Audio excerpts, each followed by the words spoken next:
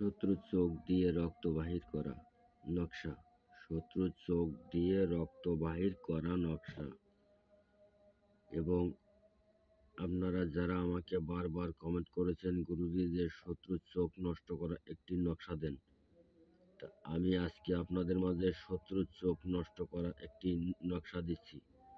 আপনারা কাজ করুন বা কে কোন জেলার থেকে করতেছেন আমাকে কমেন্টে জানাবেন, এবং কাজ কত সময়ের ভিতরে আপনারা কাজে সফল হচ্ছেন আমাকে কমেন্টে জানাবেন।